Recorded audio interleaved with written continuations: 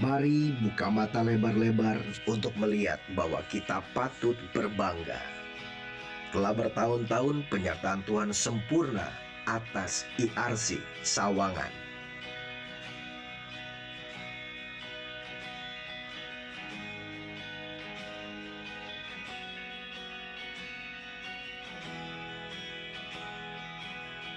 Kebaikan Tuhan nyata bagi gereja ini, sehingga melahirkan potensi yang luar biasa.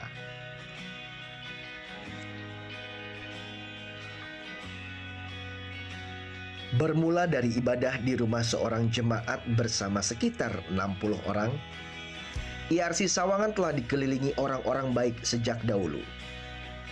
Mereka yang setia menularkan kebaikannya, melahirkan generasi yang saling merangkul. Mereka yang jadi kepanjangan tangan Tuhan untuk menyelamatkan yang terhilang. Kini IRC Sawangan telah diisi oleh semakin banyak orang-orang baik. Mereka yang saat ini menonton video ini. Ya, kamu orangnya. Kamu yang bukan hanya menerima, tapi juga membagikan kebaikan Tuhan kepada sesama. Mencari yang terhilang untuk bermegah bersama. Bangkit bersama, bersinergi, dan mengasah potensi sebagai bukti dari sikap orang yang tahu diri. Karena nyatanya semua titipan Tuhan. Karena Tuhan, jiwaku bermegah. Biarlah orang-orang yang rendah hati mendengarnya dan bersuka cita. We are Local Church Pride.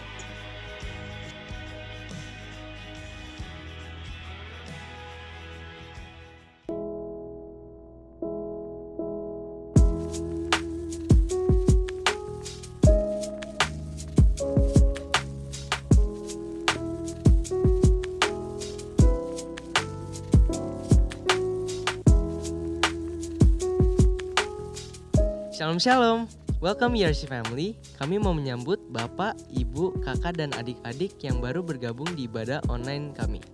Hai, selamat datang di IRC Sawangan.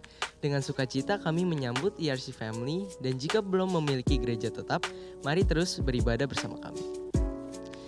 Mari kita semua tetap antusias dan bangga dengan gereja lokal, Local Church Pride. Jangan lupa share link ibadah ini ya, supaya orang-orang di sekitar kita dapat merasakan berkat dan antusias yang sama. Bagi Bapak Ibu yang mempunyai anak berumur 12-24 tahun, bisa diarahkan mereka untuk beribadah di DRP 232 dan juga bisa berkomunitas sesuai usianya. To all IRC Kids, yuk ikuti ibadah Kids Church on-site setiap hari Minggu jam 9 dan jam 11 di ruangan GC.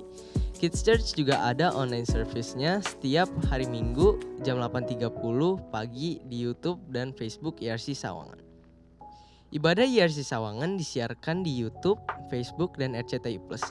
Jadi jangan lupa untuk subscribe dan nyalakan tanda bel untuk mendapatkan notifikasi konten terbaru dari kami.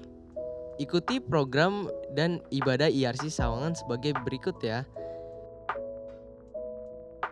Mari saksikan episode baru dari program kesaksian My Sunshine yang akan tayang pada hari Selasa 6 September jam 7.30 malam di YouTube IRC Sawangan. Mari menjadi saksinya di akhir zaman ini. IRC Family dapat scan barcode untuk bersaksi. Program podcast The Significant Moment Talk hadir untuk para wanita-wanita Allah dengan perbincangan yaitu penolong bukan perongrong. Dengan narasumber Pastor Yolanda Virgina, tayang pada hari Kamis 8 September jam 7.30 malam di YouTube IRC Sawangan dan Facebook IRC Sawangan. Kami mengundang seluruh volunteers dan jemaat untuk beribadah hybrid di YouTube IRC Sawangan dan onsite Heaven's Voices pada hari Jumat 9 September jam 7 malam. Shalom Shalom keluarga besar IRC Sawangan. Puji nama Tuhan, saya informasikan setelah didoakan, digumulkan, IRC Sawangan akan mengadakan ibadah Natal tanggal 4 Desember 2022. Kita sedang bergumul, Apakah di ERC Sawangan dengan 4 kali kebaktian dengan maksimum tempat duduk 1.200 ataukah di auditorium Universitas Terbuka dengan kapasitas tempat duduk 2.000. Yang sedang kami kumpulkan tentu adalah keuangannya. Maka saya sebagai gembala sidang menggerakkan Anda agar bergegas memberikan taburan untuk ibadah Natal. Nanti kita akan lihat sesuai dengan kapasitas keuangan daripada gereja, apakah di Sawangan atau di Universitas Terbuka. Tapi yang pasti ribuan orang yang datang nanti kelak bukan hanya sekedar untuk beribadah, tetapi kerinduan kami mereka semua dimuridkan. Dan kelak ketika dia datang kali kedua, para muridnya lah yang akan menjemput dia di awan-awan yang permai. Tuhan Yesus memberkati.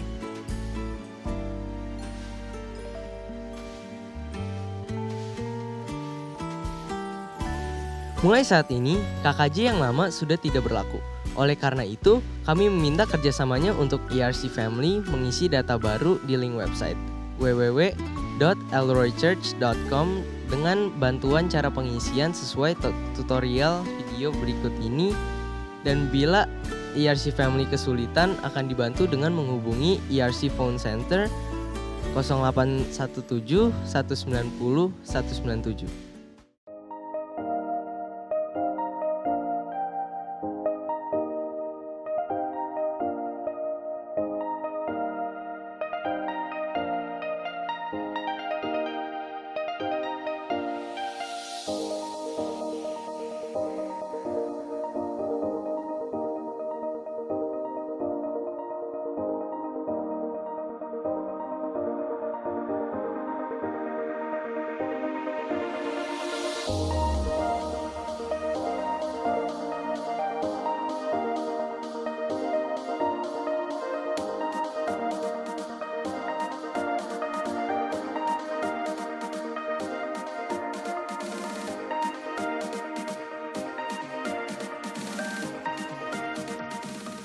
Mari menjadi murid Kristus melalui ERC Cool. Untuk dimuridkan, bertumbuh, dan bersekutu bersama dengan mendaftar di samping ini. Kami juga mengundang ERC Family untuk berkontribusi menjadi ERC Volunteers melalui talenta dan potensi yang Tuhan telah titipkan dengan scan barcode untuk mendaftar.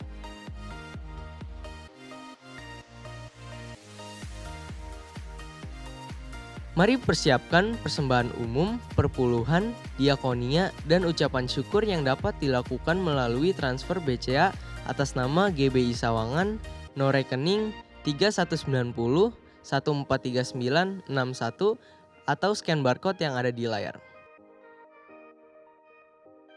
Bagi ERC Family yang rindu untuk didoakan, kami siap untuk mendoakan dengan hubungi ke nomor WhatsApp yang telah tertera di sini. Mari dukung ERC Care dengan mengunjungi dan membeli stand makanan dan minuman yang tersedia di depan gereja setiap hari minggunya. Tersedia bahan makanan yang bisa langsung diantarkan ke rumah ERC Family. Untuk info lebih lanjut dan pelayanan ERC lainnya seperti pendaftaran penyerahan anak, baptisan air, pelayanan pernikahan, dan KKJ, dapat scan barcode yang ada di layar Anda. Saat ini, ERC Family bisa mendapatkan konten podcast yang memberkati melalui aplikasi Spotify yang Anda bisa dengarkan dimanapun Anda berada. Search ERC Sawangan. Anda juga bisa mendengarkan khotbah Pastor Riza Solihin di channel Spotify Riza Solihin. Jangan lupa untuk terkoneksi dengan media sosial kami, yaitu Spotify, TikTok, Instagram, dan Facebook.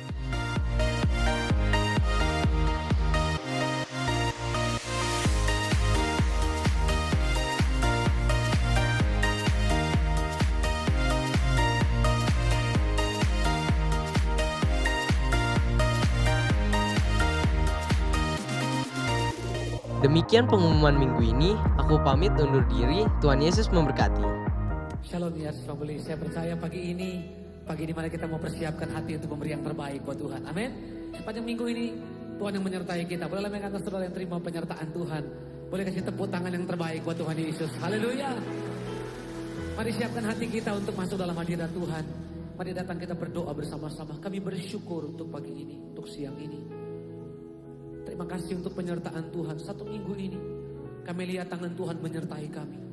Usaha kami, pekerjaan kami, pelayanan kami, anak-anak kami. Kami lihat bagaimana Tuhan menyembuhkan, Tuhan menuntun dan menyertai. Tuhan terima kasih kami ada hari ini untuk menyembah-Mu. Kami datang mengucap syukur. Dan juga kami datang untuk berdoa memberkati setiap pemimpin yang Tuhan percayakan buat gereja kami. Berkati gembala kami Pak Niko, berkati Pak Yongki, para wakil gembala yang ada. Ada penyertaan Tuhan menyertai memberkati mereka. Gembala kami juga di tempat ini Pak Riza Solihin, berkati para wakil gembala yang ada. Tuhan pimpin mereka, berikan hikmat untuk boleh memimpin, membawa gereja ini, membawa setiap umat-Mu masuk dalam rancangan Tuhan yang ajaib. Bahkan kami lepaskan berkat buat bangsa ini. Kami tahu shalom damai sejahtera turun atas Indonesia. Indonesia diberkati Tuhan. Indonesia dipulihkan Tuhan. Kota di mana kami tinggal, kami lepaskan berkat. Kami percaya pagi ini setiap kami yang ada di ruangan ini, bahkan setiap kami yang ada di rumah yang mengikuti ibadah online, kami siapkan hati kami untuk mempersembahkan yang terbaik buat Tuhan. Datanglah kerajaan atas tempat ini. Penuhi kami dengan kemuliaan Tuhan. Demi nama Yesus, setiap yang percaya siap menyembah Tuhan, sama-sama katakan amin. Boleh kasih tepuk tangan yang terbaik buat Tuhan Yesus. Terima kasih Tuhan. Kami datang dengan syukur di hadapan. Kami mencintai, mengasihi Engkau lebih dari segalanya.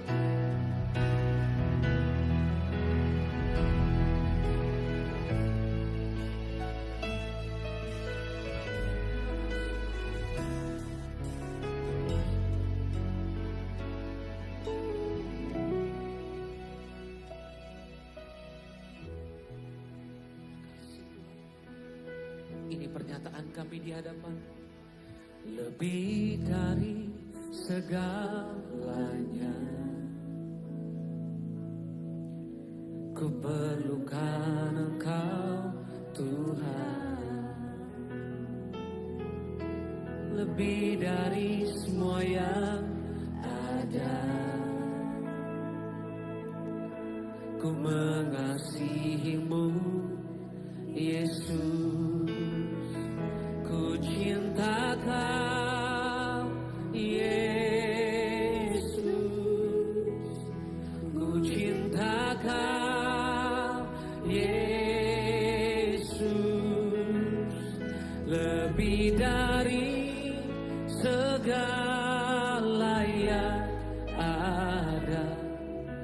Ku cinta Kau Yesus.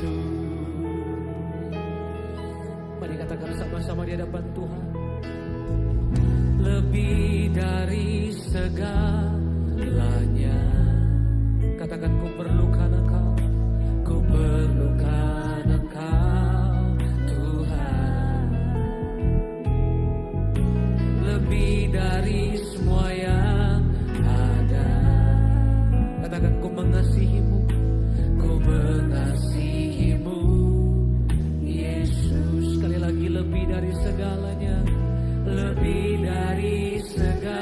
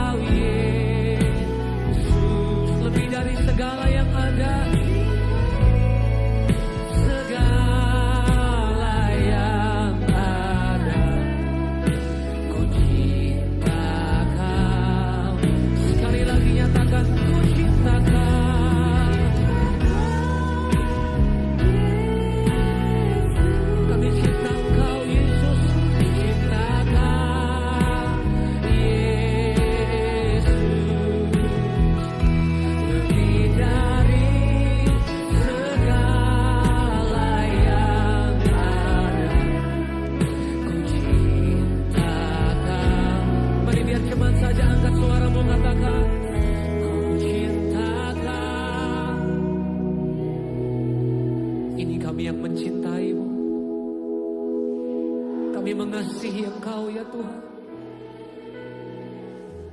Lebih dari segala yang ada. Segala yang ku ciptakan. Mari biar jemaat Tuhan sekali katakan, ku sembah Kau. Ku sembah Kau. Ku sembah Kau Yesus. Ku sembah Kau. Katakan, ku angkat tanganku kepadamu. Ku angkat tanganku kepada. Ku sembah Kau. Ku sembah Kau. Sekali lagi nyatakan, ku sembah Kau. Ku sembah Kau. Ini kami penyembah-penyembah-Mu. Ku sembah Kau. Ku angkat tanganku kepadamu. Ku angkat tanganku kepadamu. Ku sembah Kau, Yesus. Mari sekali lagi nyatakan, ku sembah Kau. Ku sembah Kau, Yesus. Kami sembah Kau, Yesus.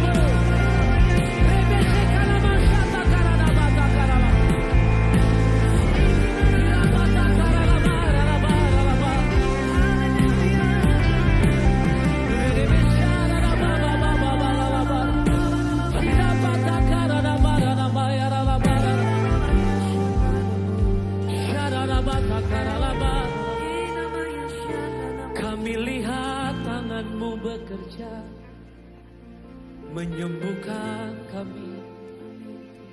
Engkau yang memulihkan kami. Kami ada karena anugerah-Mu ya Tuhan. Sebab itu ini nyanyian penyembahan dari hati yang mengasihi Tuhan. Mari Bapak Ibu angkat suaramu saudara. Dengan bahasamu, dengan kata-katamu hampiri Tuhan. Ucapkan syukur. Tuhan yang menyertai. Tuhan yang memberkati. Bahkan gerejamu ada semua karena kebaikan-Mu Tuhan. Tiada satu pun yang dapat ku banggakan dari hidupku, karena semua milik-Mu, semua milik-Mu, semua dari-Mu Tuhan.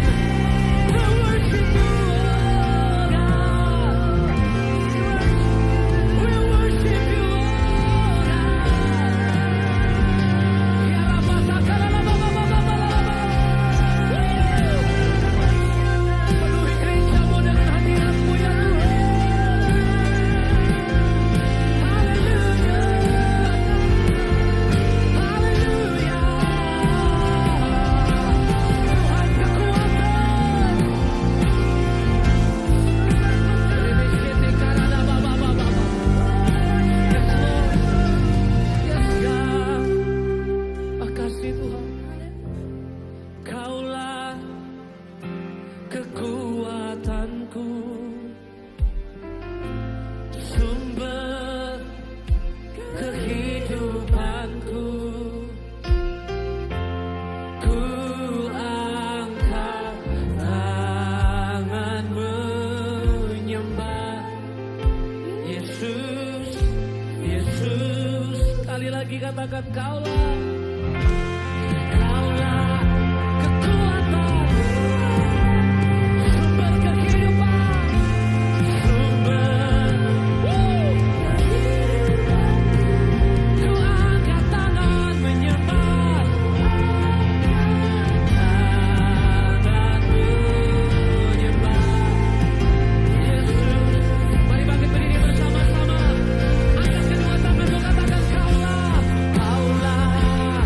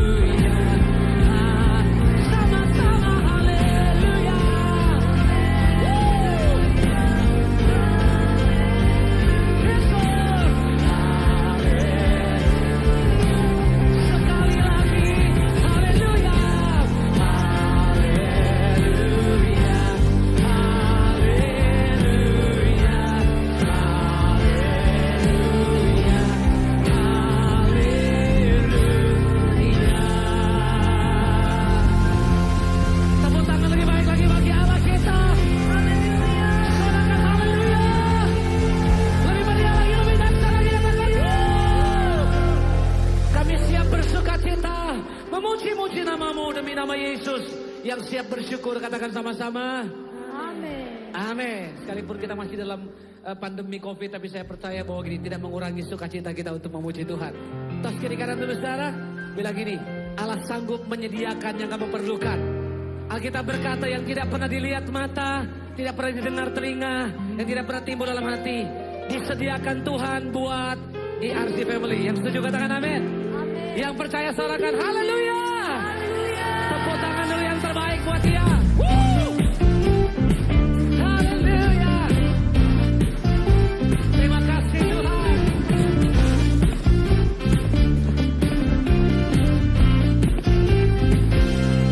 Apa yang tak pernah dilihat mata.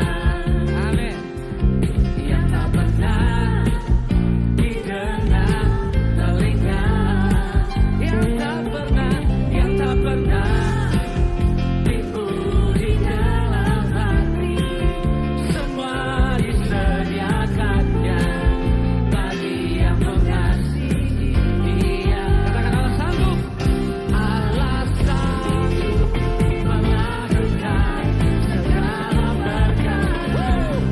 Dulu, sekarang, dan selamanya kuasanya tidak berubah. Allah sanggup melakukan segala berkat. Dulu, sekarang, dan selamanya kuasanya tak berubah. Yang percaya katakan haleluya. Sekarang yang wanita, apa yang tak? Yang wanita saja lebih keras. Dilihat mata, yang tak pernah didengar telinga, yang tak pernah timbul di dalam hati. Semua disediakannya bagi yang mengasihi. Siap-siap yang pria, katakan sama-sama. Apa yang tak pernah. Bisa lebih keras lagi yang pria, saudara. Amin. Yang tak pernah didengar telinga. Yang tak pernah timbul di dalam hati. Semua disediakannya bagi yang mengasihi. Sama-sama Allah sanggup. Allah sanggup melakukan segala berkat. Dulu, sekarang, dan selamanya kuasanya. Allah sanggup melakukan segala berkat. Dulu, sekarang, dan selamanya kuasanya. Lagi sama-sama Allah sanggup. Allah sanggup melakukan segala perkara. Dulu, sekarang, dan selamanya kuasanya tidak berubah. Allah sanggup melakukan segala perkara. Dulu, sekarang, dan selamanya kuasanya. Ayo jemaat Tuhan, angkat suaramu, choir, come on. Allah sanggup. Saya percaya bisa lebih baik dari ini, saudara. Dulu, sekarang, dan selamanya kuasanya. Sekali lagi, Allah sanggup melakukan segala perkara. Dulu, sekarang, dan selamanya kuasanya tak berubah. Katakan dulu sekarang,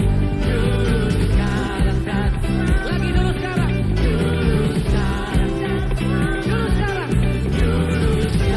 dan selamanya kuasanya tak berubah. Yang percaya Tuhan tidak pernah berubah, katakan yes. Yes. Yang percaya katakan haleluya. Alkitab berkata, jikalau engkau percaya, engkau lihat kemuliaan Tuhan. Amin. Yang percaya, lambaikan dua tangan saudara. Yang percaya katakan aku percaya. Aku percaya. Siap bersorak-sorak lebih lagi. Tepuk tangan sekali lagi bagi Tuhan Yesus.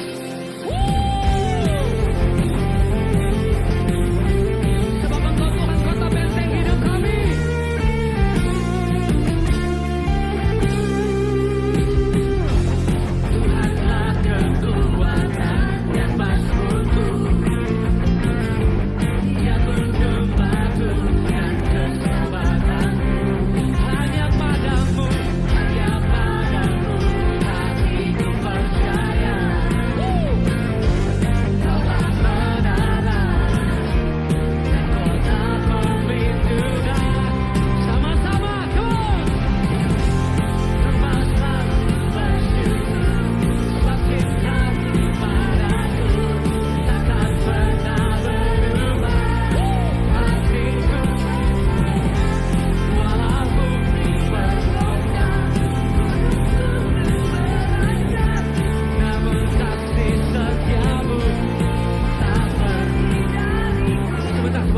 tenang.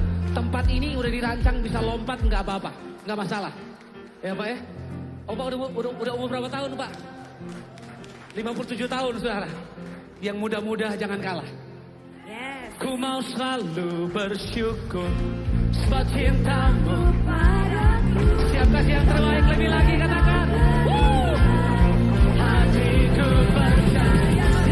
Walau bumi bergoncang, gunung-gunung menerjang, namun kasih setiamu tak pergi. Yang percaya katakan haleluya. Terima kasih Tuhan. Ayo satu hati sama-sama lagi. Tuhanlah kekuatan. Tuhanlah kekuatan.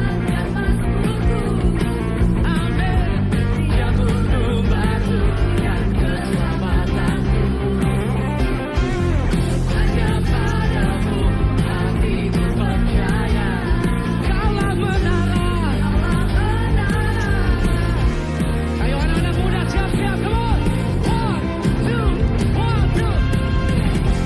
Cuma selalu bersyukur sebab cintamu padaku takkan pernah berubah.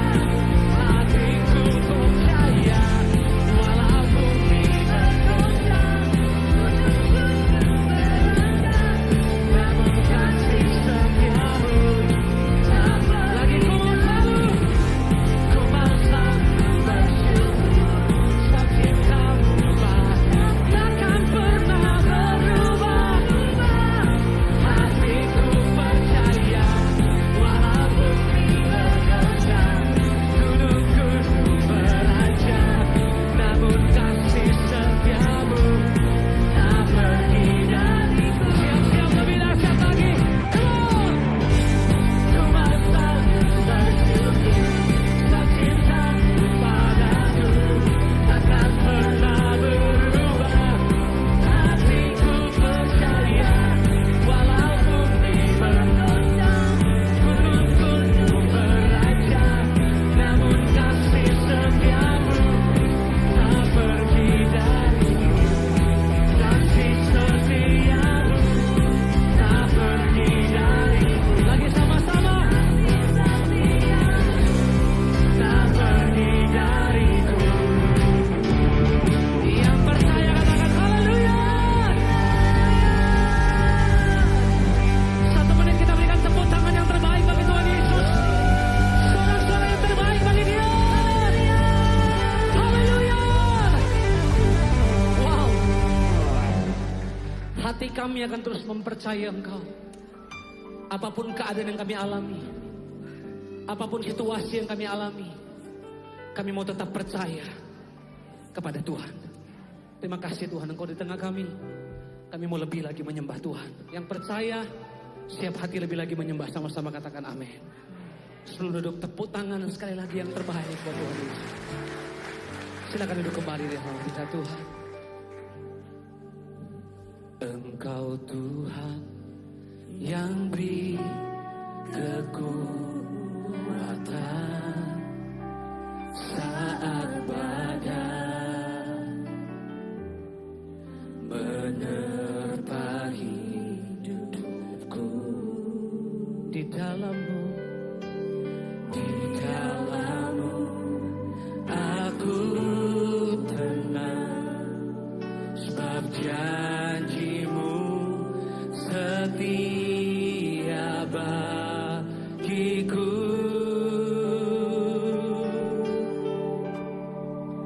Ku tetap percaya walau ku tak melihat jalan di depanku. Tak pernah ku ragu, ku tetap menyembah apapun yang terjadi di dalam hidupku. Tak pernah ku ragu, ku tetap percaya. Saya ingat kejadian ini, peristiwa ini Bapak Ibu Saudara. Kurang lebih 8 tahun yang lalu. Setiap bulan tuh anak saya sakit. Hampir setiap bulan. Autoimunnya lemah dan Beberapa kali dia step. Satu hari saudara, waktu dia step, cuma mama sendirian di rumah, kita lagi di keluar pelayanan, nggak ada orang sama sekali saudara. Dan tiba-tiba saudara waktu dia step, mama teriak, udah nggak tahu mau buat apa-apa, udah gendong anaknya di depan rumah, dan depan rumah kami itu lorong tertutup, selalu dipagar, buntu gitu. Jadi kalau keluar mesti dari pintu utama gitu, di perumahan kecil. Lalu tiba-tiba sudah keluar, 1 menit atau sekian detik lah, tiba-tiba ada motor lewat di depan rumah. Dan itu langsung bilang, ibu, naik ke motor. Anak saya langsung dibawa ke rumah sakit. Setelah turun saudara, anak saya dipegang sama dihandle sama dokter. Mama balik lagi, motornya nggak ada. Motor yang bawa anak saya udah nggak ada. Nggak tahu siapa, nggak tahu dari mana gitu. Dan nggak pernah lihat lewat di situ. Percayakah saudara bahwa gini, Tuhan itu kalau tolong tidak pernah terlambat, tidak pernah terlambat. Dan tidak pernah juga terlalu cepat. Dan 8 tahun yang lalu, saya sambil nangis menulis pujian ini. Waktu saya nulis pujian ini, saudara, orang pikir saya lagi ngalamin mujizat yang luar biasa. Saya lagi lihat pertolongan Tuhan yang lebih luar biasa. Enggak, saudara. Waktu saya menulis lagu ini 8 tahun yang lalu, ada di dalam lembah yang kelam. Tapi imanku tetap percaya bahwa Tuhan dahsyat tolong kita. Makanya saya tulis, ku tetap percaya. Walau aku tidak melihat jalan di depan. Enggak ada yang terang yang dilihat di depan, saudara. Enggak ada pertolongan, enggak ada kesembuhan. Tapi aku berkata apapun yang terjadi, aku tetap menyembah Tuhan. Mungkin saudara hari ini ada dalam keadaan yang sama. Enggak bisa buat apa-apa, bahkan teriak, enggak ada orang yang bisa tolong saudara. Ingat, kalau engkau tetap mempercayai Tuhan dalam hidupmu, Tuhan tolong engkau. Tuhan pasti pulihkan engkau. Mari angkat kedua tanganmu sama-sama. Ku tetap percaya, walau ku tak melihat jalan di depanku. Jangan ragu saudara. Ku ragu, ku tetap menyembah. Apapun yang terjadi di dalam hidupku, katakan tak pernah ku ragu. Ku tetap, mari bangkit berdiri bersama-sama, katakan ku tetap percaya. Ini kedua tangan yang terangkat di hadapanmu. Walau kami tak lihat jalan di depan kami, Tuhan, tak pernah kami ragu. Ku tetap menyembah. Apapun yang terjadi di dalam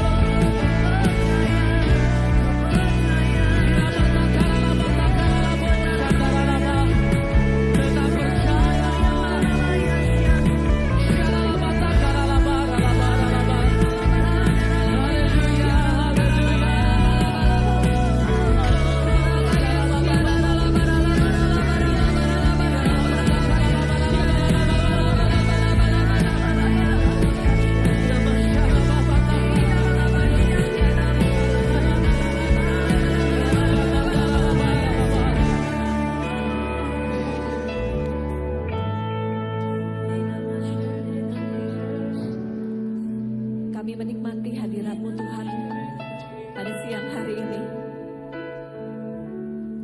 Terima kasih kalau kami bisa berkumpul memuji dan menyembah-Mu. Terima kasih kami menjadi umat pilihan-Mu. Terima kasih kami bisa merasakan kasih-Mu, kehangatan-Mu. Engkau yang memuaskan hati setiap kami. Engkau memberikan kelegaan kepada setiap kami yang haus dan dahaga. Terima kasih Tuhan untuk janji-Mu. Terima kasih Tuhan, terima kasih. Kami mau bilang Tuhan, I love you Lord. Kami mau bilang, gak ada Allah lain yang seperti Engkau, yang bisa menjamah hidup kami, hati kami, seperti yang Engkau lakukan dalam hidup kami. Oleh sebab itu Tuhan, kami mau bilang, gak ada yang seperti Engkau. Gak ada Allah yang hidup. Engkau Allah yang tidak ada bandingannya. Engkau Allah yang tidak ada bandingannya. Dan kami mau bilang, kami bangga akan Engkau Tuhan. Engkau Allah yang layak dipuji, Allah yang layak dimuliakan. Terima kasih Tuhan, terima kasih. Pagi siang hari ini Tuhan, berbicaralah bagi setiap kami. Biarlah firman-Mu itu menguatkan kami. Firman-Mu membongkar hati kami, membongkar pikiran kami. Firman-Mu membuat kami semakin bertumbuh menjadi seperti yang Tuhan inginkan. Urapi kami semuanya, urapi hamba-Mu yang akan menyampaikan kebenaran firman Tuhan. Sekali lagi Tuhan, biarlah kami menjadi pelaku firman Tuhan. Mari kita semua yang siap menyambut firman Tuhan, kita bersama-sama katakan amin. Sekali lagi kita beri kemuliaan buat Tuhan. Saya persilakan Bapak Ibu Saudara, silakan duduk. Shalom, selamat pagi menjelang siang. Saya bersyukur kepada Tuhan, kita bisa beribadah bersama-sama pada pagi siang hari ini.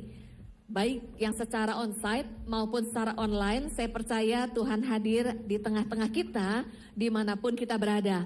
Saya juga mengucapkan terima kasih kepada Gereja IRC Sawangan, kepada Bapak dan Ibu Gembala, Parisa dan Ibu Elsa yang mengundang saya dan mempercayakan saya untuk saya berbagi dan sharing pada pagi hari ini. Terima kasih juga untuk tim yang melayani dengan luar biasa. Topik yang akan saya sharingkan pagi siang hari ini berjudul Salah Pintu. Salah pintu. Kemudian ayat yang akan kita baca, kita melihat dari surat yang diberikan kepada gereja di Wahyu. Dari kitab Wahyu. Di dalam kitab Wahyu ada surat kepada 7 jemaat gereja di Wahyu. Tapi saya percaya pesan Tuhan yang diberikan di kitab Wahyu, kalau itu berbicara kepada gereja, artinya bukan di gereja saat itu, tetapi juga berbicara kepada gereja saat ini. Kalau membahas tentang gereja, bukan cuma gedung gereja, bukan cuma kumpulan orang, tetapi firman itu berbicara kepada kita masing-masing pribadi sebagai gereja Tuhan. Amin. Saya mengajak kita membaca di Wahyu 3 ayat 7 sampai 13. Saya bacakan ya. Dan tuliskanlah kepada malaikat jemaat di Philadelphia. Inilah firman dari yang kudus, yang benar, yang memegang kunci Daud. Kita baca sama-sama ya. Apabila ia membuka, tidak ada yang dapat menutup. Apabila ia menutup, tidak ada yang dapat membuka. Aku tahu segala pekerjaanmu. Lihatlah, aku telah membuka pintu bagimu yang tidak dapat ditutup oleh seorang pun.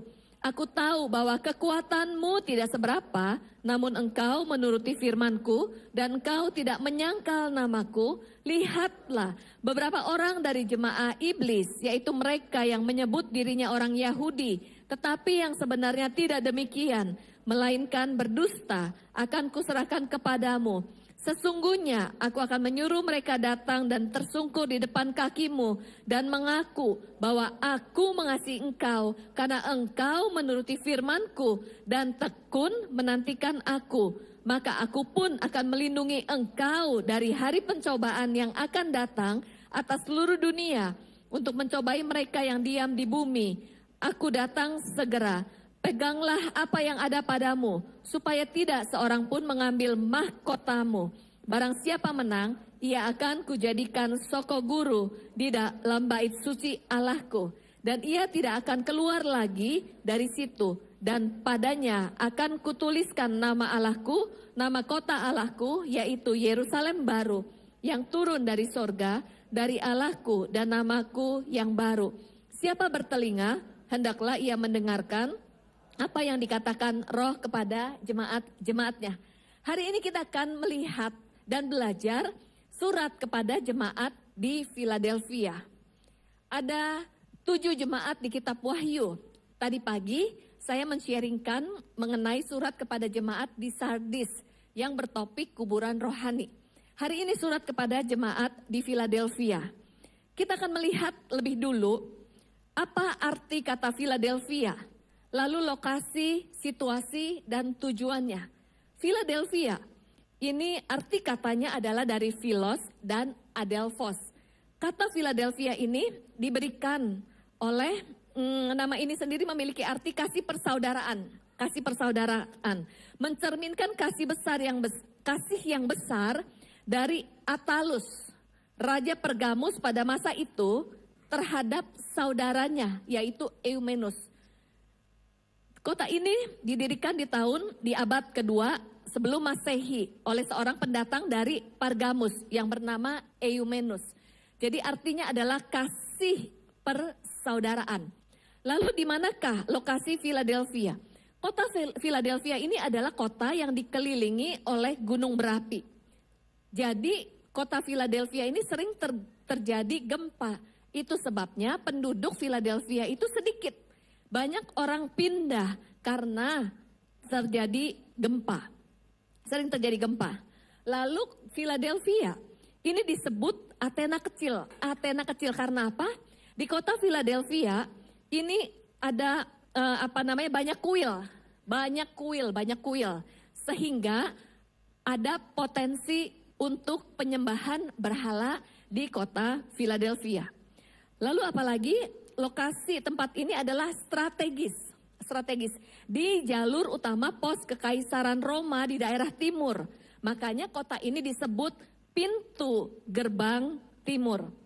Lalu kota Philadelphia waktu dibangun itu ada tujuannya. Karena lokasinya strategis di pintu gerbang timur. Tujuannya apa? Tujuan kota ini adalah untuk sebuah pertunjukan. Jadi kota ini dibangun untuk mempertunjukkan memiliki misi yang besar. Apa yang ditunjukkan oleh oleh Philadelphia? Didirikan untuk tujuan prestasi, penginjilan Yunani bagi suku-suku liar di sekelilingnya dari Frigia.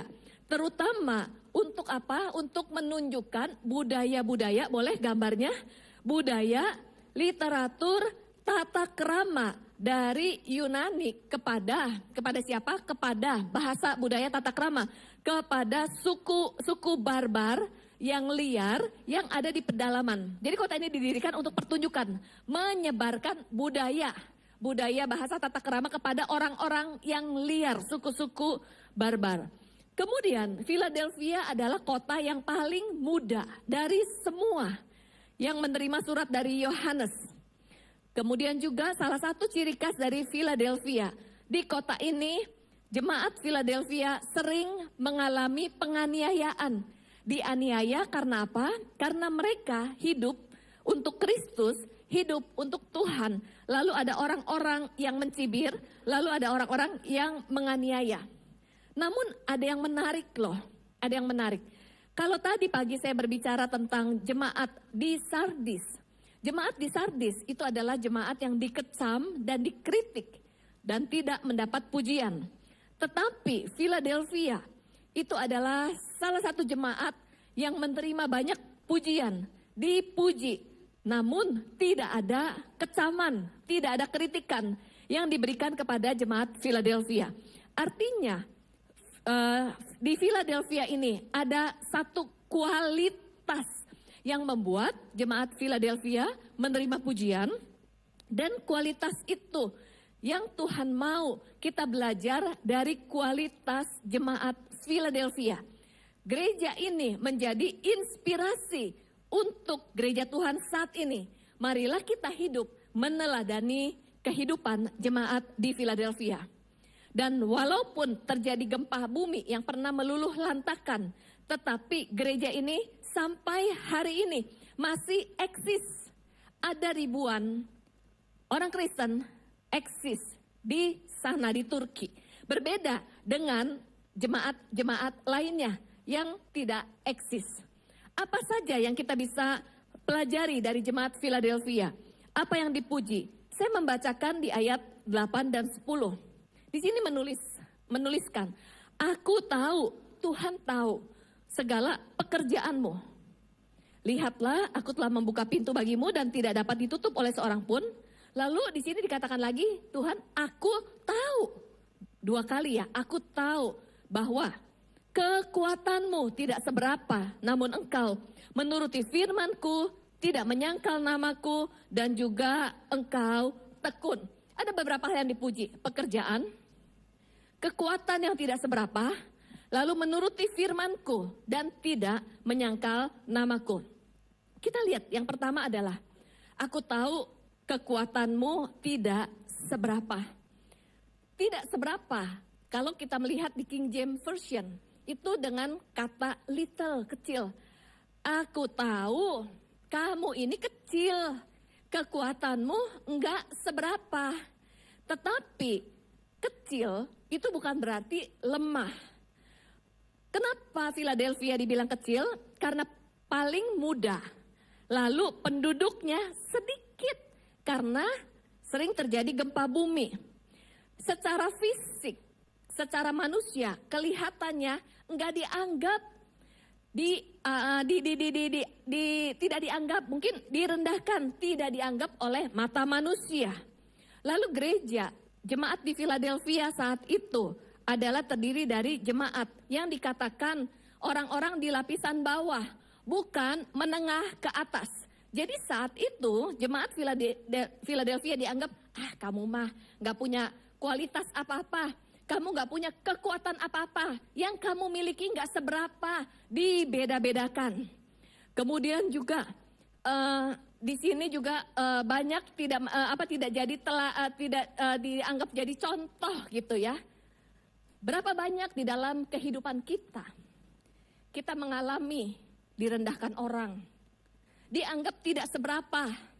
Kemudian kita merasa kekuatan kita kecil, kita merasa gak punya apa-apa. Mungkin ada perlakuan orang yang membedakan kita. Mungkin ada orang lain yang pernah menolak kita. Ada orang yang menghina kita. Ada orang yang tidak menghargai kita. Mungkin kita sudah melakukan jerih payah, melakukan yang terbaik. Lalu sama orang-orang enggak dianggap. Tapi apa yang Tuhan lihat, itu bukan yang dilihat manusia. Kalau manusia bilang, kamu tuh gak ada apa-apanya. Kamu tuh kecil, kamu gak bisa apa-apa. Tuhan tuh bilang gini, aku tahu. Walaupun orang lain meremehkan, merendahkan kita, tetapi Tuhan melihat kita dengan cara yang berbeda. Amin. Kalau orang berkata negatif tentang kita, Tuhan tuh tidak loh.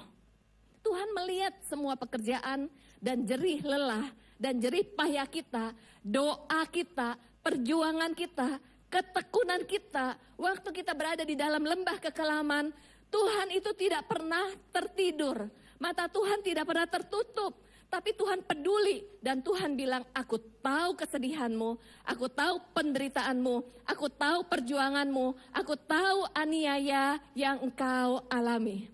Hari-hari ini, kalau ada di antara kita yang sedang mengalami aniaya, sedang berada di lembah kekelaman, merasa diperlakukan tidak adil. Mungkin manusia bisa melakukan hal itu dalam hidup kita, tetapi Tuhan bilang, aku tahu. Dan Tuhan tidak pernah meninggalkan kita.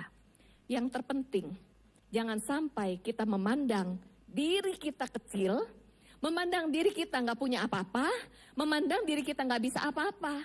Orang lain boleh berkata negatif, tapi cara pandang Tuhan terhadap kita, Tuhan melihat kita tuh berharga, berpotensi, dan tinggal pilihan kita. kita mengikuti apa kata orang, atau kita mempercayai apa yang Tuhan katakan buat setiap kita. Percayalah, Tuhan tahu situasi kita. Yang setuju katakan, amin. Apa yang dilihat manusia berbeda dengan yang dilihat oleh Tuhan. Itu kualitas pertama. Kualitas yang kedua, kita lihat di sini. Hal yang kedua, aku tahu segala pekerjaanmu. Tuhan melihat usaha, bagaimanapun yang kita lakukan, melayani, menjalani kehidupan, jerih lelah, jerih payah, kita merasa kok seperti kelihatannya belum ada hasilnya. Kok sepertinya Tuhan sebenarnya melihat nggak sih, peduli nggak sih? Tapi di sini janji Tuhan bilang, aku tahu. Tuhan tidak pernah meninggalkan kita dan Tuhan memperhatikan. Tahu itu berbicara memperhatikan, melihat, bahkan juga mendampingi. Kemudian apalagi kualitas yang dimiliki oleh jemaat Philadelphia. Di sini dikatakan tidak menyangkal namaku. Kenapa? Karena di jemaat Philadelphia ini ada 2 godaan. Yang pertama adalah pengajaran-pengajaran sesat. Jadi pengajar-pengajar yang tidak sesuai dengan firman Tuhan, yang bisa membawa jemaat Philadelphia itu tersesat dan salah fokus. Tapi jemaat Philadelphia, dia berani berdiri teguh. Walaupun sekeliling berbuat yang negatif, walaupun ada yang sesat, tetapi jemaat Philadelphia tetap hidup di dalam integritas. Tidak pernah menyangkal nama Tuhan, itu kualitas yang dimiliki. Kemudian juga di sini dikatakan bahwa jemaat Philadelphia dikelilingi oleh kuil sehingga ada potensi penyembahan berhala. Tetapi jemaat Philadelphia tidak tergoda di dalam penyembahan berhala. Fokusnya kepada Tuhan. Nah, seringkali di dalam hidup ini ada berhala-berhala yang bisa mengubah fokus kita tidak kepada Tuhan tapi kepada yang lain. Antara lain berhala diri sendiri, berhala popularitas, kemudian ketamakan, kemudian hal-hal yang lain untuk kebanggaan diri sendiri. Tetapi jemaat Philadelphia walaupun tidak populer, dia tidak mengejar popularitas dari dunia. Dia tetap tidak menyangkal nama Tuhan. Tetap tekun. Bukan takut akan manusia, tapi hidup takut akan Tuhan. Oleh sebab itu disinilah Tuhan mau kita belajar dari kualitas jemaat Philadelphia. Kemudian kita lihat lagi, ada satu hal lagi yang menarik loh. Satu hal lagi yang menarik. Di sini dikatakan di ayat 8. Aku tahu segala pekerjaanmu. Terus lihatlah, aku telah membuka pintu bagimu yang tidak dapat ditutup oleh seorang pun. Tuhan bilang lihatlah, menyuruh melihat. Artinya ada yang diingatkan. Next, boleh kita lihat lagi di ayat 7, 8. Dan tuliskan kepada malaikat jemaat di Philadelphia. Ini ada beberapa kali menuliskan membuka pintu. Tuhan ingatkan, sadar ya, sadar. Sadar, lihat. Lihat, jangan sampai salah lihat. Jangan sampai salah fokus. Apa yang dilihat? Fokusnya apa? Nah, Tuhan ingetin, lihat pintu. Ada pintu-pintu yang terbuka. Dituliskan, Tuhan telah membuka pintu. Ia membuka pintu yang tidak dapat ditutup. Artinya satu hari pintu itu juga akan tertutup. Gambar yang menarik dari Philadelphia kalau di Google adalah gambar tentang pintu. Pertanyaannya, pintu apa yang terbuka dan pintu apa yang kita masuki? Artinya di dalam hidup ini ada banyak pintu yang terbuka, ada banyak kesempatan yang terbuka. Lalu kita punya pilihan, kita akan memasuki pintu yang mana? Kita akan memasuki pintu yang mana? Oleh sebab itu Tuhan tuh bilang sadarlah, lihat dengan jelas-jelas, dengan fokus pintu mana yang mau kita masuki. Karena kita bisa salah pintu. Yuk kita sama-sama ambil waktu 1 menit. Kalau Tuhan bilang begini nih, Tuhan akan membuka pintu yang tidak bisa ditutup oleh manusia. Renungkan pintu apa yang ingin terbuka dalam hidup kita. Pintu apa yang ingin terbuka dalam hidup kita? Macam-macam jenis pintu. Dan satu hari akan ada expirednya, tertutup. Artinya kehidupan kita satu hari akan ada expirednya. Hidup kita tuh cuma sementara. Selama kita hidup menjalani kehidupan anugerah, bagaimana kita mau memasuki pintu yang mana dan menjalani kehidupan ini. Pada saat tadi kita menjawab tentang pintu mana yang mau dibuka. Mungkin ada yang menjawab pintu mujizat, pintu berkat, pintu dana, pintu tender. Nah, kita seringkali berfokus kepada hal-hal tersebut. Tapi hari ini Tuhan mau kita fokus kepada pintu yang memang Tuhan bukakan dan masuk melalui pintu itu. Ada berapa jenis pintu itu berkaitan dengan tujuan hidup kita, berkaitan dengan fokus hidup kita. Next, kita lihat ya. Nah, pada saat membahas tentang tujuan hidup, pintu mana yang akan kita masuki, itu terkait dengan tujuan hidup kita. Dari sebuah buku yang ditulis oleh Martin Seligman, ada 3 jenis level tujuan hidup. Ada 3 level tujuan hidup. Kita ini, level tujuan hidup kita ini ada yang mana? Yang pertama, kedua, atau ketiga? Ada 3 level tujuan hidup. Level tujuan hidup yang pertama adalah pleasant life. Level tujuan hidup yang kedua adalah good life. Level tujuan hidup yang ketiga adalah meaningful life. Kita lihat satu-satu. Level tujuan hidup yang pertama, yaitu pleasant life. Apa itu pleasant life? Pleasant life adalah seseorang memiliki tujuan hidup untuk mendapatkan apa yang dia inginkan. Hidupnya untuk kesenangan. Hidupnya untuk mengejar apa yang kita inginkan. Jangan-jangan kita berdoa, pintu yang dibuka itu adalah keinginan-keinginan kita. Kita berdoa, minta sesuatu kepada Tuhan. Sebenarnya kalau kita kepengen sesuatu dalam hidup ini salah nggak? Nggak salah. Misalnya kita pengen punya rumah, pengen punya aset, salah nggak? Nggak salah. Karena kan Tuhan mau memberkati kita. Lalu misalnya kita pengen punya mobil berapa, salah nggak? Nggak salah. Karena memang Tuhan mau memberkati kita. Tetapi apakah tujuan hidup kita levelnya hanya di situ? Hanya ingin mendapatkan apa yang kita inginkan. Kalau kita tujuannya ingin mendapat yang kita inginkan, berapa banyak orang Kristen datang kepada Tuhan, menjadikan Tuhan tempat untuk meminta-minta, menjadikan Tuhan tempat untuk mendapatkan berkat. Jadi datang kepada Tuhan untuk mengejar mujizat, mengejar berkatnya. Lalu pada saat kita nggak mendapatkan sesuatu, kita mudah menjadi kecewa.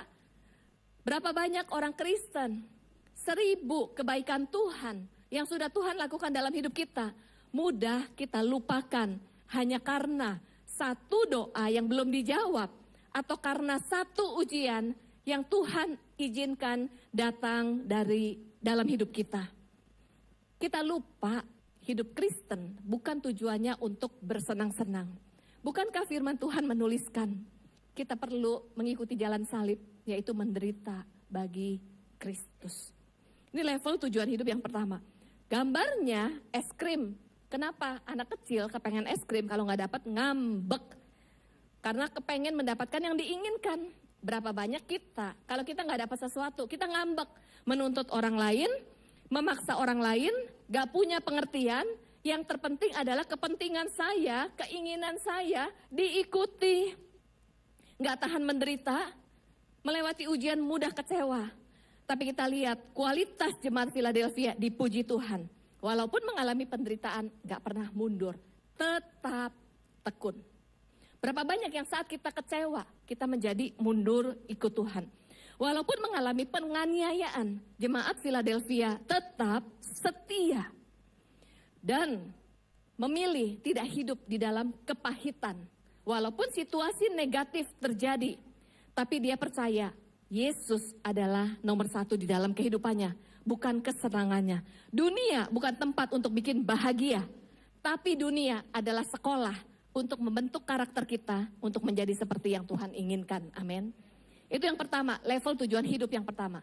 Level tujuan hidup yang kedua yaitu good life. Apa itu good life? Good life itu adalah membangun sesuatu. Membangun status. Ada orang yang dalam hidupnya mengejar status, mengejar popularitas, mengejar pengakuan, mengejar prestasi, mengejar penerimaan, mengejar kebanggaan. Salahkah kalau kita tuh pengen punya status? Enggak salah sih. Salahkah kalau kita tuh ingin ada prestasi? Enggak salah sih. Enggak salah. Karena Tuhan mau kita itu berhasil dan sukses di dalam kehidupan. Tapi apakah level tujuan hidup kita hanya sampai di level ini saja? Untuk membangun status, mengejar prestasi. Di sini ada banyak anak-anak muda ya, dewasa muda. Waktu kita bekerja, mengejar kesuksesan, boleh nggak? Boleh banget loh. Kemudian kita mengejar prestasi, boleh nggak? Boleh banget. Tetapi untuk apa kita mengejar kesuksesan? Tanpa disadari, banyak orang mengejar kesuksesan untuk popularitas dirinya, untuk penerimaan, untuk pengakuan. Sebagai contoh ya, sebagai contoh. Saya ini waktu kecil, saya dibesarkan oleh orang tua yang suka membanding-bandingkan. Jadi saya ini suka dibanding-bandingin, kalau misalnya nilai saya 7, kok kamu gak seperti teman kamu tuh yang nilainya 10, oke. Kemudian saya ini juga karena anak paling besar, saya suka dikritik sama orang tua saya. Kalau saya bertengkar sama adik, lalu saya dimarahin. Kamu anak paling besar, gak bisa ngalah. Saya dimarahin nih, anak paling besar. Kemudian kalau adik saya bertengkar, saya juga yang dimarahin. Dibilang anak paling besar gak bisa jaga adik. Kemudian kalau rumah berantakan, saya lagi ditegur lagi. Anak paling besar gak bisa tanggung jawab. Saya tahu papa dan mama saya bukan dengan sengaja mau melukai saya. Tetapi orang tua itu mau mendidik yang terbaik supaya saya menjadi anak sulung yang bertanggung jawab. Tapi mungkin caranya kurang tepat. Mungkin caranya itu adalah cara yang berulang-ulang suka membanding-bandingkan. Yang dari zaman opa oma juga suka membanding-bandingkan. Jadi papa mama saya cara mendidik saya juga suka membanding-bandingkan. Apa yang terjadi waktu saya dibanding-bandingkan, lalu dikritik, lalu juga saya kalau salah, saya itu juga suka disalahkan. Kemudian orang tua saya juga bukan orang tua yang suka memuji. Nah, cara mendidik saya bukan memuji, tapi mengkoreksi. Pada saat mengkoreksi, saya merasa dikritik, disalahin lagi. Apa yang terjadi? Saya sebagai seorang anak, kita semua nih sebagai seorang anak, kita punya emotional needs, kita punya kebutuhan emosi. Kebutuhan emosi anak adalah dikasihi, disayang oleh orang tua. Oke? Kebutuhan emosi seorang anak adalah diterima apa adanya, diterima tanpa syarat. Tapi belum tentu orang tua itu menerima tanpa syarat. Contohnya suka dibanding-bandingkan, ada juga yang mungkin mengalami penolakan, pernah tertolak. Lalu juga sebagai seorang anak, kita tuh punya kebutuhan emosional untuk dihargai oleh orang tua. Kemudian sebagai seorang anak kita juga butuh dekat dengan orang tua. Tanpa sadar, kebutuhan sebagai seorang anak ini tidak terpenuhi. Karena konflik dengan orang tua kah? Karena pola asuh orang tua? Karena cara didik orang tua? Apa dampaknya buat saya? Saya menjadi seorang anak yang merasa salah, takut salah. Kemudian saya menjadi seorang anak yang merasa tidak berharga. Karena waktu dikritik, saya merasa tidak dihargai. Lalu saya juga termasuk gak dipuji. Kalau kita sebagai pribadi punya tangki emosi, punya kebutuhan emosi sebagai seorang anak yang defisit, tidak terpenuhi di masa kecil, maka ini menjadi sebuah hutang atau obsesi. Lalu saya menjadi seorang pribadi yang merasa tidak berharga. Lalu di dalam hidup saya, tanpa sadar, saya mengejar penghargaan, mengajar penerimaan yang tidak diterima oleh dari orang tua. Jadi waktu saya bekerja, waktu saya pelayanan, betul saya ingin meraih kesuksesan, tetapi saya meraih kesuksesan untuk mengisi keberhargaan diri, untuk diakui, untuk pembuktian. Tampak luarnya baik, tetapi saya menjadi berhala bagi diri saya sendiri. Mengejar kesuksesan gak salah, tetapi yang membedakan adalah mengejar kesuksesan karena sadar hidup ini adalah anugerah, ingin memberikan yang terbaik. Berbeda dengan mengejar kesuksesan untuk pembuktian, untuk dihargai oleh orang lain, untuk diakui. Bagaimana dengan kita? Level hidup yang ketiga adalah meaningful life. Apa itu meaningful life? Meaningful life adalah kehidupan yang bermakna. Bukan mengejar sesuatu untuk diri sendiri. Jemaat Philadelphia itu dia tidak tergoda di dalam penyembahan berhala. Yang ketiga adalah meaningful life, hidup yang bermakna. Hidup yang bermakna itu adalah hidup yang menjadi berkat buat orang lain. Dengan segala keberadaan kita, dengan segala potensi yang Tuhan sudah berikan, dengan anugerah kehidupan yang Tuhan sudah berikan buat kita. Kita hidup untuk mengejar kesenangan kah? Kita hidup untuk mengejar pengakuan untuk diri sendiri? Atau kita memiliki tujuan hidup yang bermakna dan menjadi berkat bagi orang lain? Apapun posisi kita, apapun yang Tuhan sudah berikan, apapun skill kita, apapun talenta, Tuhan mau kita menjadi pribadi yang terbaik versi diri kita, the best version of us. Untuk apa? Dipakai menjadi alat Tuhan untuk memberitakan Injil, untuk memberikan solusi, menjadi bermakna bagi orang lain. Itu sebabnya Philadelphia, pintu yang dibukakan oleh Tuhan adalah pintu untuk penginjilan, yaitu Tuhan mau tujuan hidup kita dengan segala keberadaan kita, hidup kita ini untuk memberitakan Injil bagi mereka yang belum mengenal Kristus. Bagaimana caranya? Kita lihat di sini ada 4 hal. Best witness. Best witness. Bagaimana kita memberitakan Injil? Yaitu melalui behavior. Kita memiliki karakter Kristus, perubahan buah roh, supaya orang lain bisa melihat Kristus hidup di dalam kehidupan kita. Yang kedua, melalui pengalaman hidup, experience, kita bersaksi. Kalau kita mengalami hidup berkemenangan, kita bersaksi, hidup kita bisa menjadi berkat. Kalau kita sedang mengalami lembah kekelaman, kita lagi mengalami pengalaman-pengalaman negatif, mengalami penganiayaan, rasanya doa belum dijawab, tapi bagaimana kita meresponi saat kita melewati masa sulit, kita bisa menjadi saksi bagi orang lain.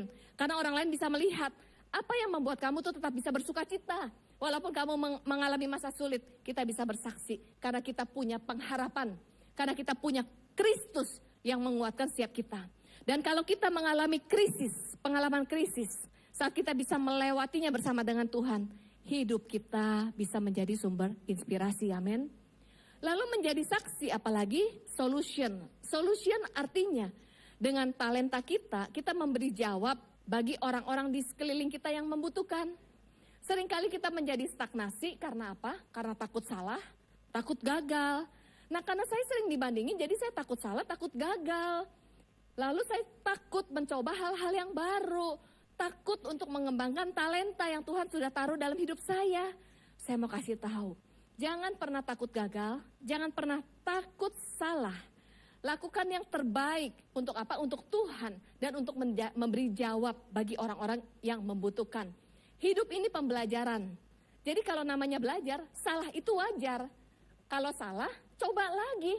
Namanya juga kayak belajar baca. Kalau salah, ulang lagi. Dan kita akan menjadi lebih baik dan bertumbuh menjadi seperti yang Tuhan inginkan. Kalau gagal, gak perlu takut. Gagal, kita coba lagi. Gagal, coba lagi. Jadikan kesalahan dan kegagalan itu berkualitas. Jangan sampai masa lalu kita, kegagalan kita, itu menjadi identitas diri kita. Kalaupun kita punya masa lalu yang buruk, walaupun kata orang negatif terhadap kita, walaupun orang bully atau aniaya, tetapi janganlah kita menyerah dengan diri kita. Tuhan sendiri nggak pernah menyerah dengan kita. Tuhan mau pakai hidup kita untuk menjadi solusi bagi orang-orang yang membutuhkan. Menjadi saksi yang berikutnya, tell others about Jesus. Kita seringkali terjebak di dalam rutinitas, dalam kegiatan. Tapi kita lupa untuk memberitakan Injil, memberitakan tentang Kristus kepada mereka yang belum pernah mendengar Kristus. Waktu saya bertobat terima Tuhan Yesus, dulu saya tuh suka menginjil. Di taksi saya menginjil, di bis saya menginjil, ketemu orang di sebelah, saya menceritakan tentang Tuhan Yesus.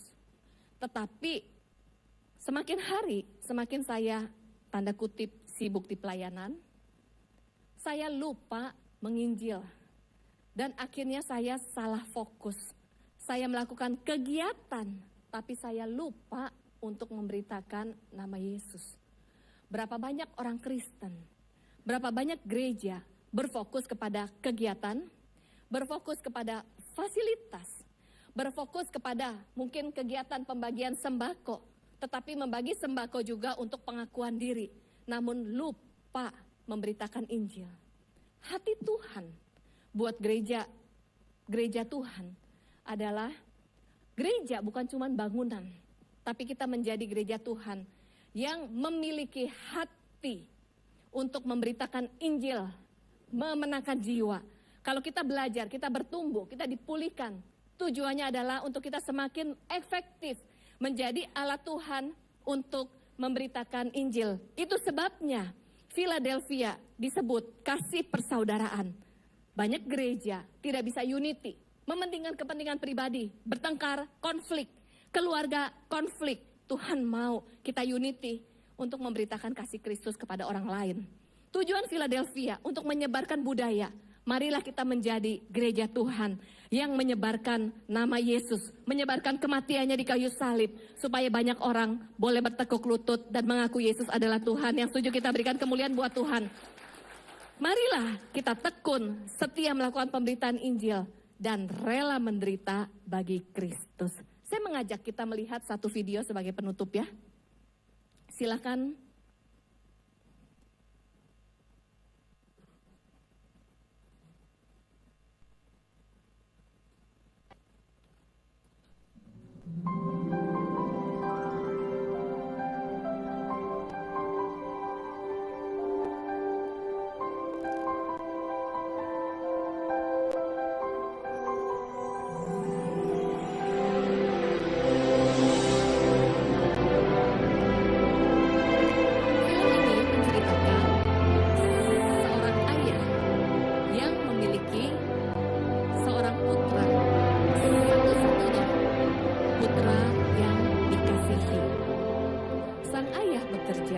Sebagai penjaga pintu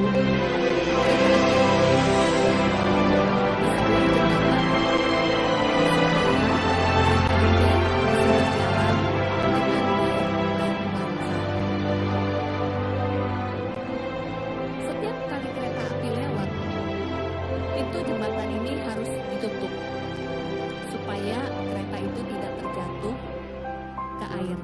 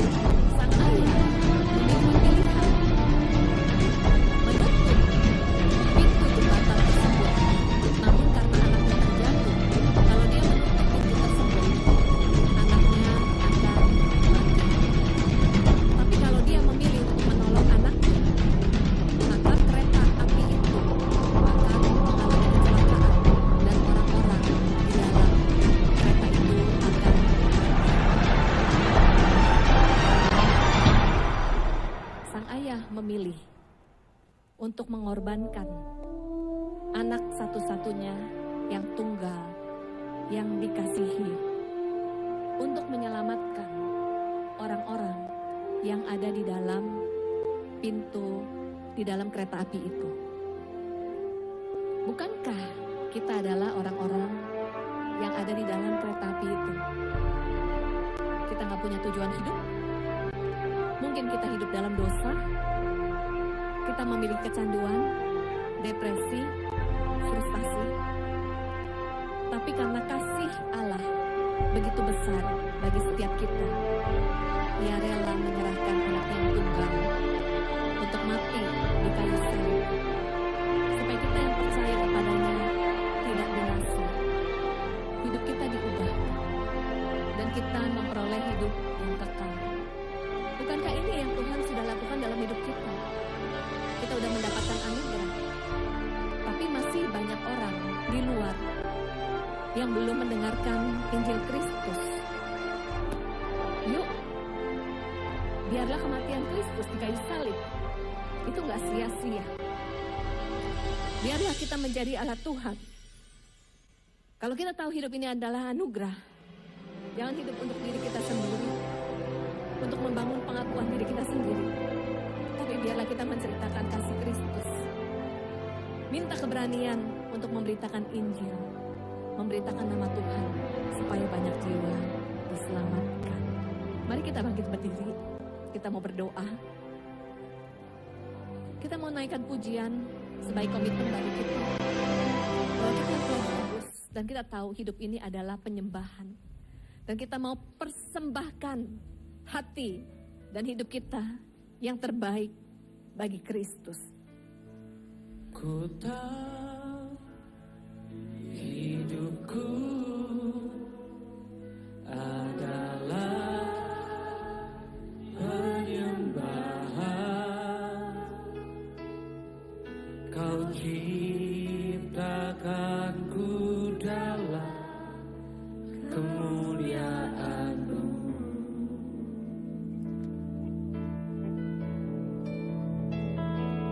Ku tahu hidupku Saking berharganya hidup kita, di mata-Mu. maka Dia rela mati di kayu salib. Segenap hidupku persembahkan. Katakan, ku tahu hidupku adalah penyembahan. Ku tahu Naikkan pujian ini. Ingatlah kasih Kristus. Ingatlah anugerahnya. Kau ciptakanku dalam kemuliaan-Mu. Kalau kita sadar hidup kita berharga, kita nggak akan mengisi Hidupku berharga di kita nggak akan mengisi hidup ini dengan perkara yang sia-sia dan murahan. Mari kita persembahkan hati dan hidup kita bagi Dia untuk kemuliaan-Nya. Katakan sekali lagi, biar ini menjadi komitmen kita. Kita angkat tangan kita dan taruh tangan kita di dada kita. Katakan, Tuhan, ini hidup kami, ini hati kami.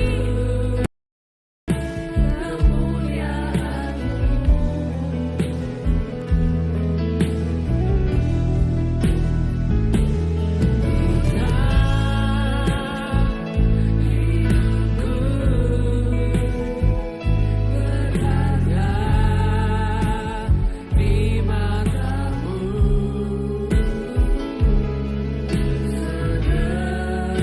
Segenap hidupku persembahkan.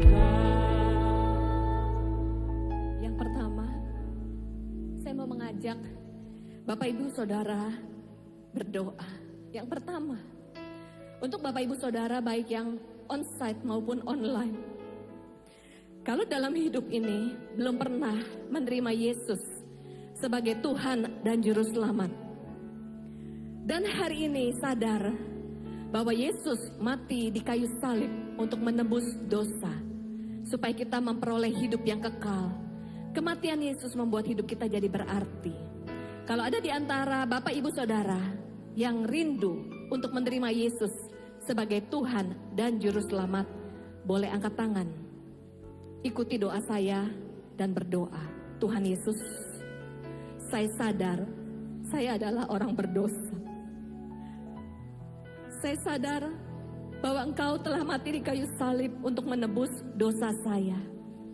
Saat ini saya buka hati. Saya minta ampun atas dosa-dosa saya.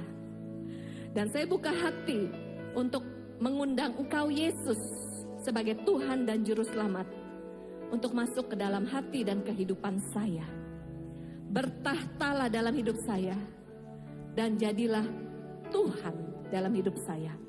Terima kasih karena oleh kematian-Mu di kayu salib saya memperoleh kehidupan yang kekal. Amin. Yang kedua, kalau ada di antara Bapak Ibu Saudara yang mungkin selama ini hidup dalam dosa, mengisi dengan sia-sia, buatlah komitmen yang baru. Yes. Bilang sama Tuhan, saya mau tinggalkan dosa-dosa. Saya mau berikan yang terbaik. Dan yang ketiga, untuk yang mengalami lembah kekelaman, penganiayaan, penderitaan, krisis, Tuhan bilang, aku tahu. Mata Tuhan gak pernah tertidur, mata Tuhan gak pernah terlelap, Tuhan gak pernah meninggalkan. Aku tahu segala pekerjaanmu. Jangan pernah kecewa dan tetap tekun, setia sampai akhir. Kenapa? Biar melalui kehidupan kita, nama Yesus dipermuliakan. Orang-orang yang terhilang boleh dimenangkan bagi Tuhan. Haleluya. Katakan sekali lagi, ku tahu hidupku adalah penyembahan. Ku tahu hidupku adalah penyembahan. Kau ciptakanku dalam kemuliaan-Mu.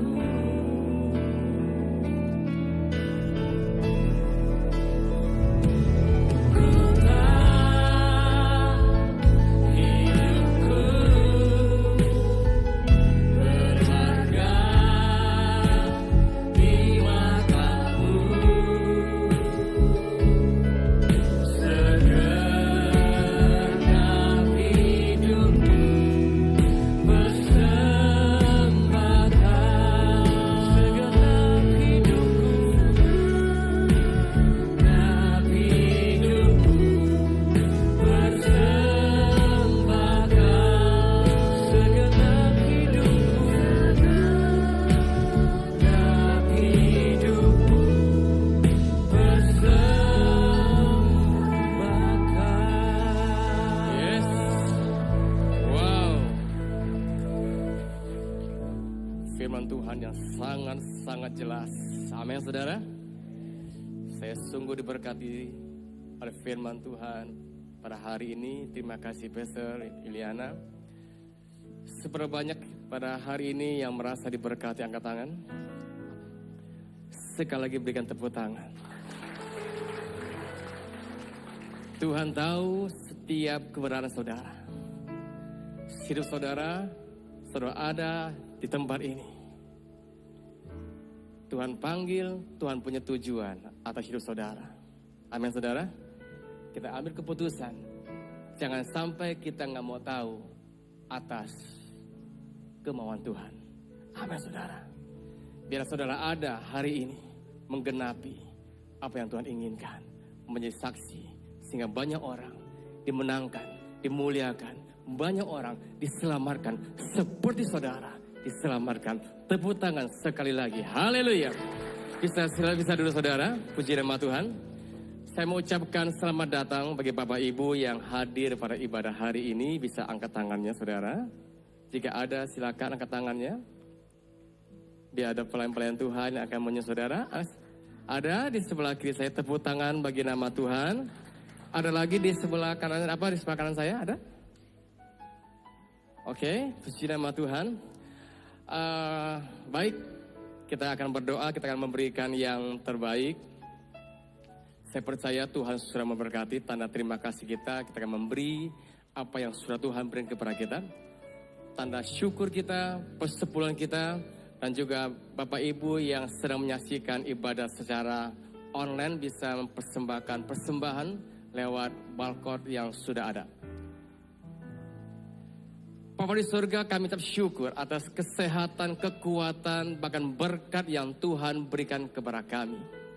Sehingga hari ini kami diberikan kesempatan untuk memberi yang terbaik sebagai ucapan syukur kami. Karena kami telah menerima apa yang terbaik yang datang dari Tuhan. Hamba berdoa Tuhan berkati setiap keluarga. Setiap kami yang akan memberi, Tuhan berkati setiap hikmat dan pikiran kami. Setiap langkah kami, hidup kami boleh memuliakan nama Tuhan. Dan setiap tangan kami penuh dengan karya-karya yang boleh memuliakan nama Tuhan. Dan hidup kami semakin hari boleh semakin diberkati oleh Tuhan. Terima kasih Bapa. Di dalam nama Tuhan Yesus, kita yang siap memberi, sama-sama kita berkata, amin. Baik, sampai penyanyi hidupku. Ku tak hidupku adalah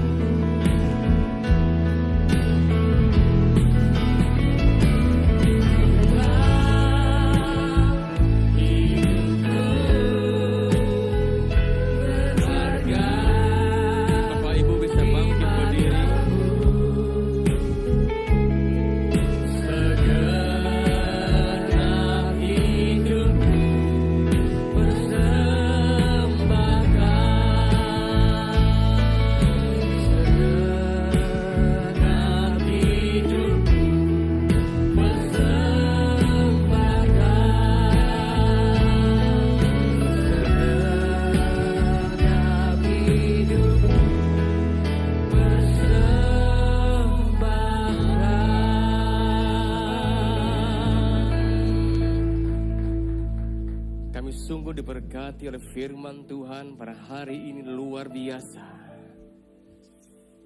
Kami bersyukur kami punya Allah yang hebat dan luar biasa, punya rancangan yang indah atas setiap kehidupan kami.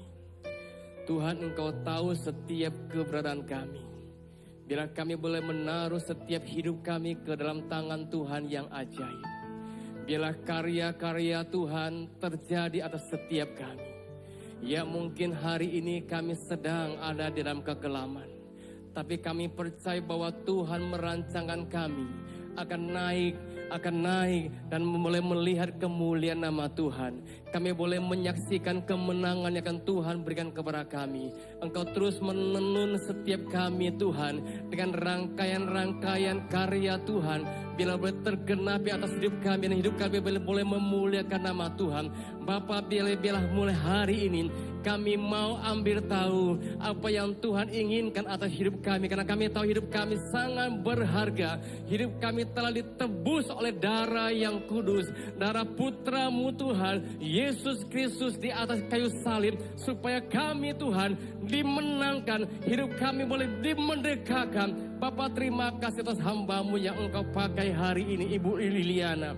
Bapa, berkati hamba-Mu ini dengan hikmat, marifat, pengetahuan, bahkan pengurapan yang selalu baru, sehingga dimanapun hamba-Mu melayani berada, boleh menjadi berkat, boleh menjadi kesaksian yang indah. Tuhan juga berkati Tuhan keluarganya ada di dalam pelindungan Tuhan yang sempurna.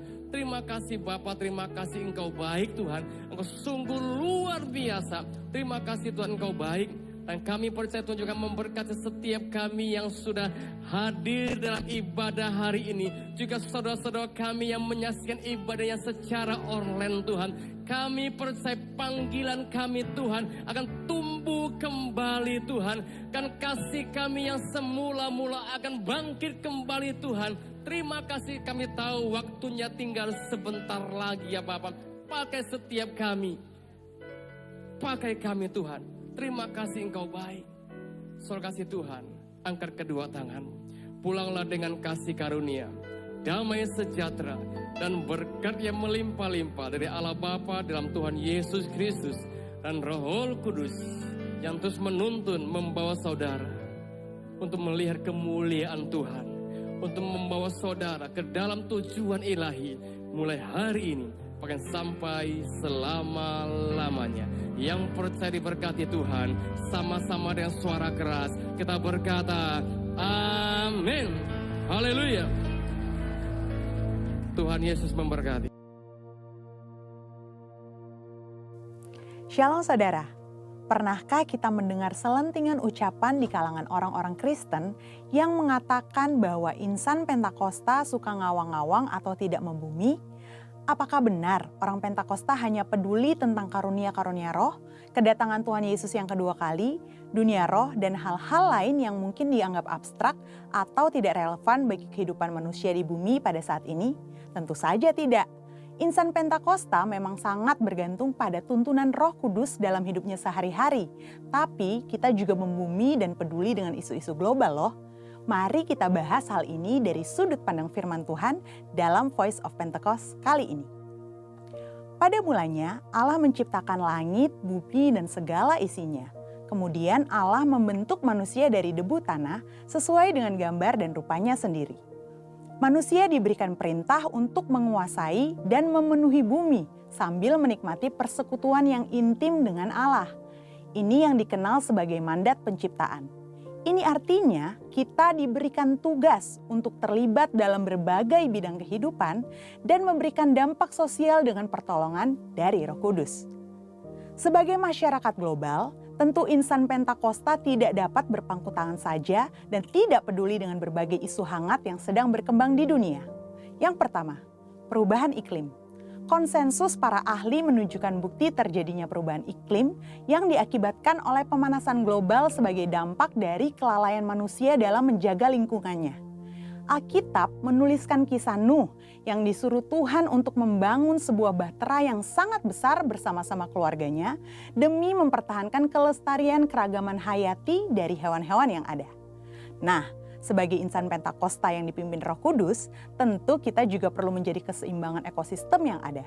Bagaimana caranya? Dengan taat kepada berbagai peraturan pemerintah. Yang kedua, isu SARA, suku, agama, ras, dan antar golongan. Seringkali permasalahan yang terkait dengan SARA banyak ditemukan di negara-negara berkembang. Namun, di negara maju juga terjadi berbagai masalah yang berhubungan dengan isu ini. Contohnya, peristiwa demonstrasi Black Lives Matter di Amerika Serikat yang sudah muncul sejak tahun 2013 dan meledak pada tahun 2020. Di Indonesia, isu SARA seringkali dimanfaatkan dalam dunia politik. Seringkali satu pihak menyebut pihak lain dengan berbagai istilah yang sangat tidak pantas. Hal yang disayangkan ialah ada juga sebagian orang-orang Kristen yang terprovokasi dan ikut-ikutan. Nah, apa yang dikatakan Alkitab mengenai isu SARA ini?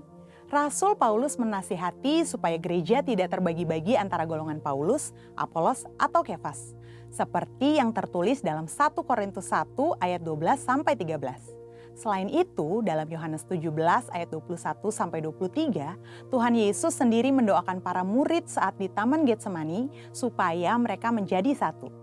Di sini terlihat bahwa Allah berkenan kepada kesatuan dan bukan perpecahan akibat isu sara. Di era Pentakosta ketiga ini, Roh Kudus yang dicurahkan secara dahsyat justru akan meruntuhkan berbagai benteng sara. Dalam kitab Kisah Para Rasul, kita dapat melihat bagaimana Roh Kudus dicurahkan pertama-tama kepada orang-orang Yahudi, tetapi kemudian kepada orang-orang bukan Yahudi. Hal ini terjadi sehingga semua orang dari berbagai suku, kaum, dan bahasa bisa mendengar pemberitaan Injil Yesus Kristus dan percaya kepadanya. Salah satu bukti nyata bahwa insan Pentakosta menentang isu sara adalah adanya Pentecostal World Fellowship atau PWF, di mana gereja-gereja Pentakosta di seluruh dunia dari berbagai suku dan golongan yang berbeda bergabung dalam satu misi untuk menyatukan dan memobilisasi keluarga-keluarga yang dipenuhi oleh Roh Kudus dalam rangka menyelesaikan amanat agung Yesus Kristus. Gereja kita, GBI Jalan Jenderal Gatot Subroto, juga menjadi anggotanya. Sebagai insan Pentakosta, setidaknya kita dapat melakukan hal-hal ini untuk mengatasi isu sara yang banyak beredar. Pertama, kita harus hidup dipenuhi dengan Roh Kudus sehingga kita tidak mudah terprovokasi dengan berita-berita yang ada di media sosial. Kedua, fokus pada kehendak Allah pada zaman ini, yaitu penyelesaian amanat agung Tuhan Yesus supaya menjadi murid Tuhan Yesus. Dari pemaparan kedua hal tadi, dapat dipahami bahwa kita sebagai insan Pentakosta perlu peduli dan turut serta berperan aktif dalam mengatasi isu-isu sosial kontemporer yang berkembang di masyarakat kita, baik secara lokal maupun secara global. Insan Pentakosta dipanggil Tuhan untuk menjadi garam dan terang yang memberi dampak bagi dunia. Kiranya Roh Kudus memberikan paradigma yang baru dalam memandang dan terlibat dalam penyelesaian isu-isu sosial yang berkembang di masyarakat dan kuasa untuk kita dapat berkontribusi dalam penyelesaiannya. Untuk penjelasan lebih lengkap dari tim teologi kami, silakan klik link yang ada di atas atau scan QR Code yang tersedia. Tuhan Yesus memberkati.